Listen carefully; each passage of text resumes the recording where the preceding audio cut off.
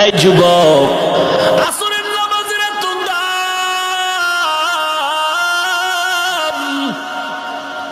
আমি প্রায় সময় ঘটনাটা বলি।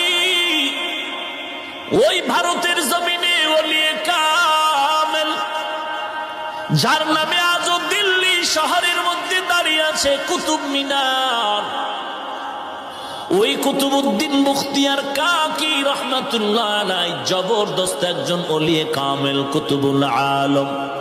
ইন্তেকালের সময় খাদেমকে ডেকে বললেন, রে খাদেম, আমি আর বোধহয় বেশি দিন বাঁচবো না, মরণাপন্ন হয়ে যাচ্ছি। ইশারাতান কেমন যেন মনটা খারাপ লাগতেছে। বিদায় বেলা দুইটা ওসিয়ত করে যাই, করায় গন্ডায় পালন করবি। এক নম্বরে মরণের পরে জানাজা পড়ায় তাড়াতাড়ি দাফন করে দিবি, দেরি করবি না।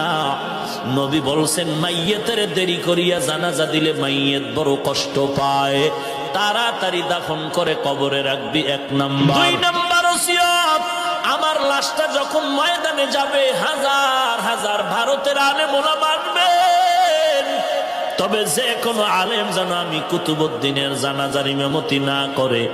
তুই আমি ঘোষণা দিলাম, এমন কিছু গুণের কথা বলবো, এই গুণওয়ালা মানুষ যদি তাকে জানাজা পড়াবে। কমপক্ষে 4টা গুণের কথা বলে দিলেন। খাদেম, আমার লাশটা ময়দানে রেডি করে 4টা গুণের কথা বলে দিবি। ওই ময়দান থেকে 4 গুণওয়ালা ব্যক্তি যদি থাকে, সে জানাজার ইমামতি করবে। এই 4 গুণওয়ালা যে থাকবে না, সে যেন আমার জানাজা না পড়ায়। আল্লাহর ওলি কুতুবউদ্দিন মুখতিয়ার কাকির ইন্তেকাল হয়ে গেল।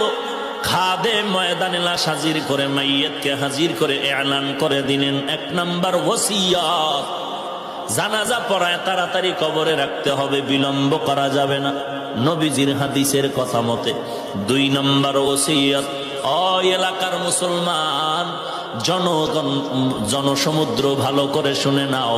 কুতুবউদ্দিন বখতিয়ার কাকি বলেছেন, জানাজা তাড়াতাড়ি পড়াবার জন্য, তবে সাবধান, যে কোনো আলেম সামনে এগিয়ে আসবেন না। ওই ব্যক্তিকে আসার জন্যই অনুরোধ জানানো হয়েছে, যার মধ্যে 4টা গুণ থাকবে। 1 নম্বর গুণ, ওই বান্দা জানাজার ইমামতি করবে যেই বান্দা জীবনে আসরের 4 রাকাত ফরজ নামাজের আগে আরো 4 রাকাত সুন্নত আছে, জীবনে তার সুন্নত ছুটে নাই। ফরজ না সুন্নত? 6 মাস না 1 বছর? জীবনেও ছুটে নাই। কেমন সুন্নত? যেই সুন্নত পড়লে সওয়াব, না পড়লে